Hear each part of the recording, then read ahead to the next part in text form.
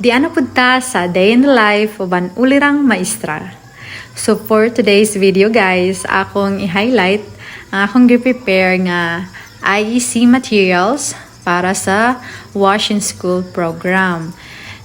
So when you say IEC DI guys, it means information, education, and communication. It is oftenly used for advocacy. And voila, I'm done na sa pag-laminate. Ang pagpilit na pod-ani ug mapuhon.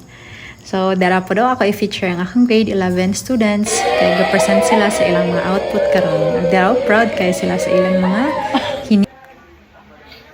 Sige, okay. Ug bahala nag-init kayo no? Padayon lang gyud gihapon kay si teacher. Unsaon init man jud kaayo diri sa makeshift. So anyways, laban lang jud. Mara to.